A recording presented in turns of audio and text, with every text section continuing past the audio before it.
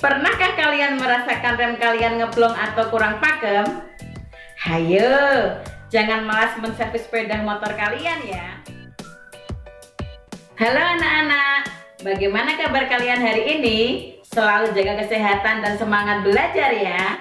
Anak-anak, sistem pengereman merupakan salah satu sistem yang penting pada kendaraan karena sangat berpengaruh pada aspek keselamatan dan keamanan dalam berkendara. Dengan melakukan pengereman, kita bisa menghentikan laju kendaraan yang melaju dengan kecepatan yang sangat tinggi sekalipun. Jadi, sangat penting bagi kita untuk bisa memelihara sistem rem pada sepeda motor agar dapat bekerja secara maksimal. Nah, hari ini kita akan mempelajari tentang memelihara sistem rem pada sepeda motor. Sesuai dengan elemen kompetensi SKKNI TBSM tahun 2005, setelah mempelajari materi tentang rem, diharapkan menentukan jenis dan komponen sistem rem pada sepeda motor, dapat memahami cara kerja sistem rem pada sepeda motor, serta dapat memelihara sistem rem pada sepeda motor sesuai dengan prosedur yang. Sistem rem dirancang untuk mengontrol kecepatan maupun laju kendaraan. Dalam hal ini, untuk mengurangi atau memperlambat kecepatan maupun untuk menghentikan laju kendaraan sehingga dapat meningkatkan keselamatan dan keamanan dalam berkendara.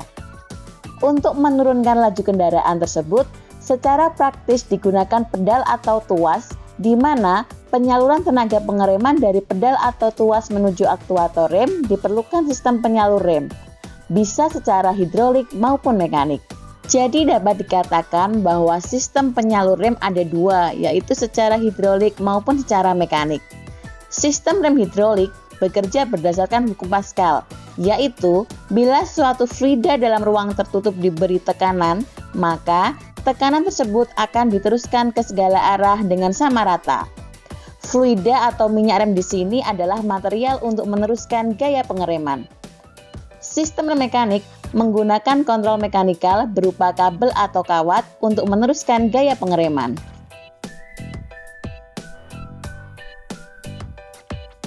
Bagaimana mekanisme sistem rem dapat mengurangi RPM roda? Di sini sesuai dengan prinsip kerja pengereman, yaitu mengubah energi gerak atau kinetik menjadi energi panas dalam bentuk gesekan. Gesekan di sini adalah antara dua benda, di mana yang satu berputar dan satu lagi diam. Ketika gesekan terjadi, otomatis RPM roda akan berkurang dan sebagai hasilnya panas akan terbentuk karena gesekan tersebut.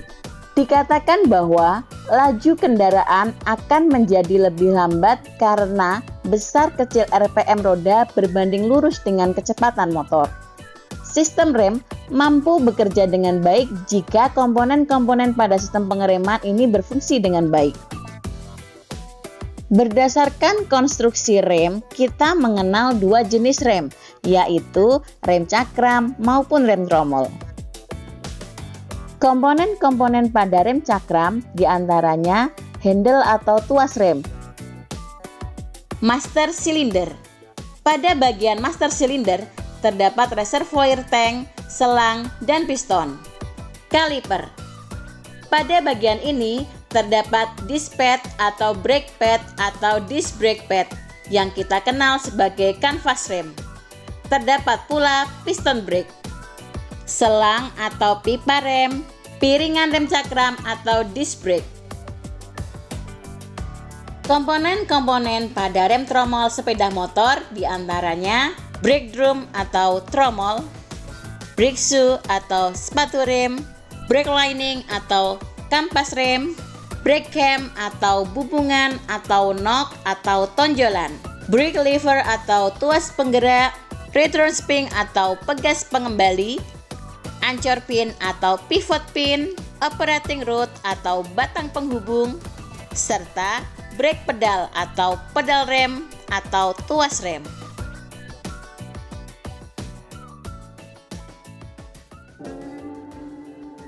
Hai teman-teman, di sini saya akan mempraktekkan mengenai prosedur pemeliharaan sistem rem sepeda motor. Peralatannya adalah kunci pas ukuran 8 mm dan 10 mm, kunci pas ukuran 10 dan 12 mm, kunci ring ukuran 8 dan 10 mm, kunci alen bintang, kunci alen segi 6, obeng min besar, kunci T ukuran 8 mm, mikrometer sekrup, jangka sorong, kain lap, BPR, dial indikator, kunci torsi, kunci T ukuran 10 mm, kunci T ukuran 14 mm, kunci shock ukuran 24 mm.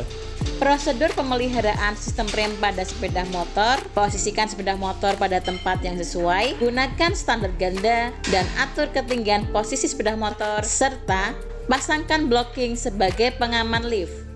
Periksa indikator minyak rem, periksa kondisi selang minyak rem,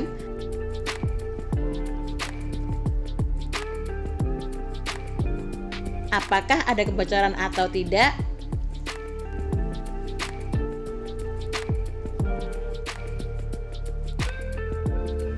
Periksa kondisi piringan cakram secara visual. Ada retak atau goresankah? Lepas kaliper rem pada dudukannya. Jika sulit dalam membukanya, bisa digunakan tambahan alat bantu untuk menambah tekanan gaya. Buka kedua baut pengunci kaliper menggunakan kunci alen bintang.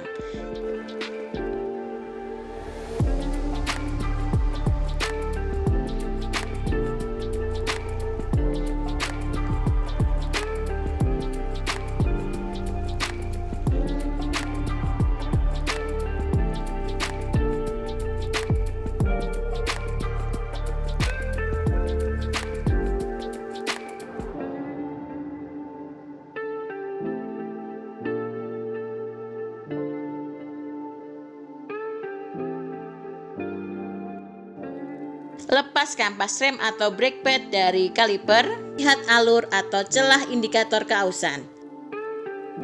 Ukur tebal kampas dengan jangka sorong, bagian pengukur kedalaman pada beberapa titik.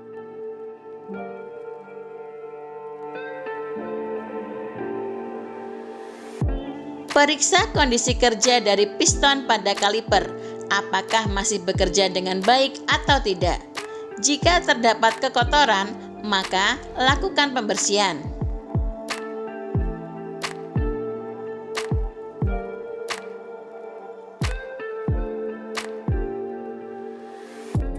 Pastikan mikrometer sudah set 0 dengan melakukan kalibrasi sebelum digunakan. Ukur ketebalan piringan cakram dengan mikrometer. Lakukan pengukuran di beberapa titik yang berbeda.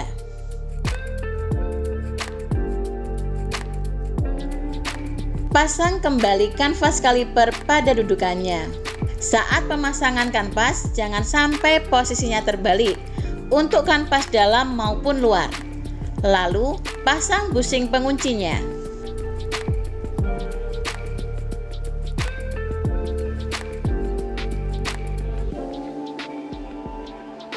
Kencangkan dengan kunci pas dan kunci alen.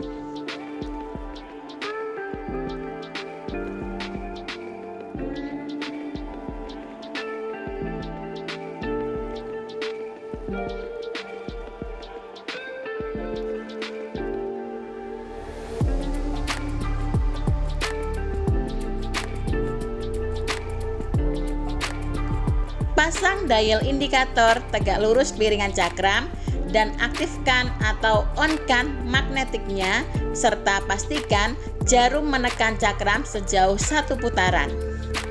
Lakukan set 0 jarum pada dial indikator dengan memutar auto ring. Ukur keolengan atau run out piringan cakram dengan memastikan terlebih dahulu bahwa biring roda normal. Lihat pergerakan jarum indikator ke kanan dan ke kiri.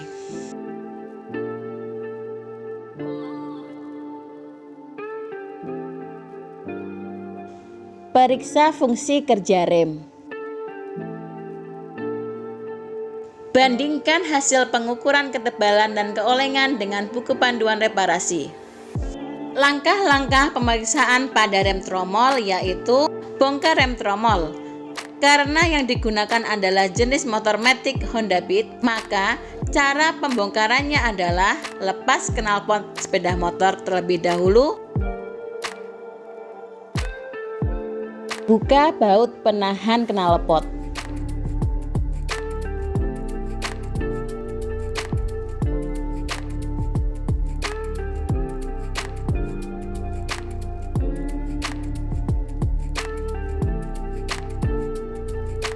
Buka baut pengikat poros roda dengan kunci sok.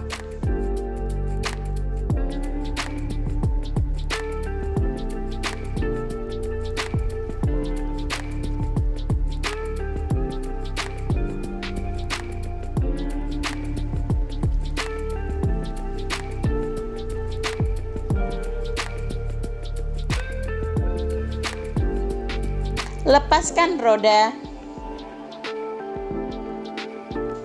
Lepaskan sepatu rem dari dudukannya dengan cara satu sisi terlebih dahulu. Lepas brake cam atau nok.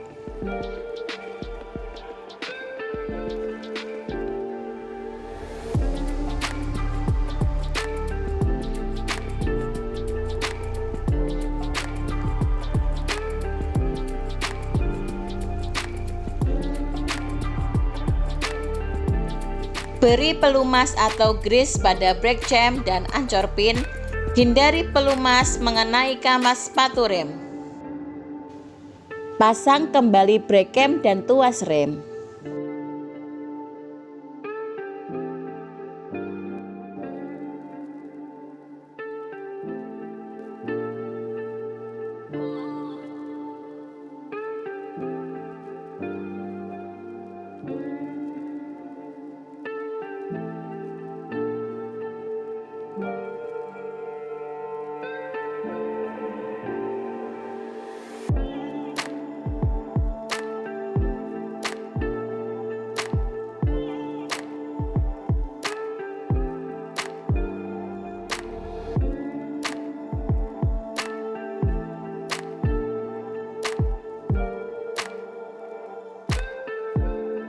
Ukur ketebalan kampas rem dengan menggunakan jangka sorong. Jika diperoleh nilai yang kurang dari batas servis yang diizinkan, maka lakukan pergantian sepatu rem. Bersihkan kampas dari debu agar tidak berbunyi saat direm.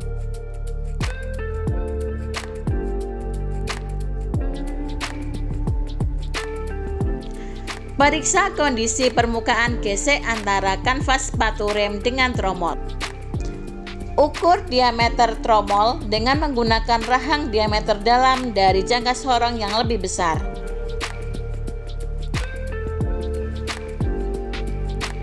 Pasang kembali sepatu rem, tromol roda, dan knalpot.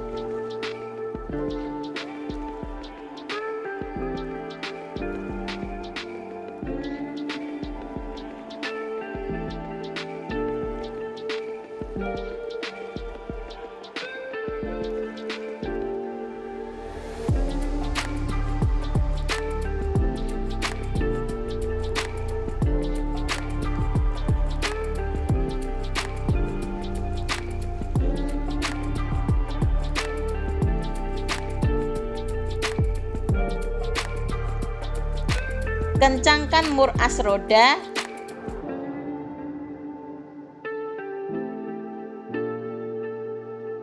Bandingkan hasil pengukuran dengan buku panduan reparasi dan sesuaikan torsi pengencangannya dengan kunci torsi.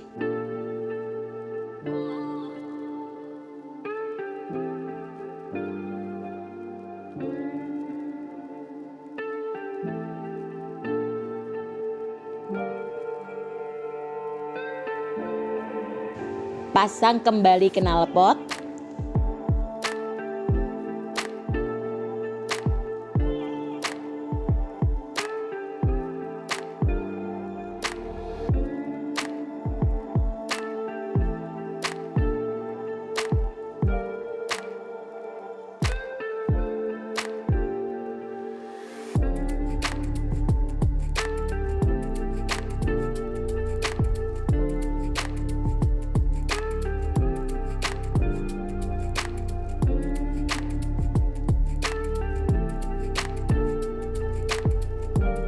Ukur jarak bebas pedal atau tuas rem. Menggunakan penggaris dengan batas 20-30 mm. Jika kurang sesuai, maka atur pada baut setelan rem.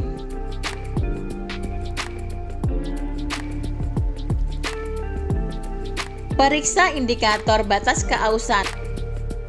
Kembalikan peralatan dan bersihkan area kerja, serta tata kembali seperti semula.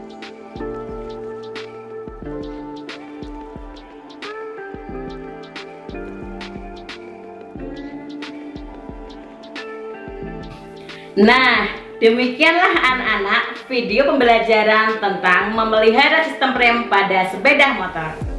Semoga bermanfaat dan semangat berlatih. SMK bisa hebat!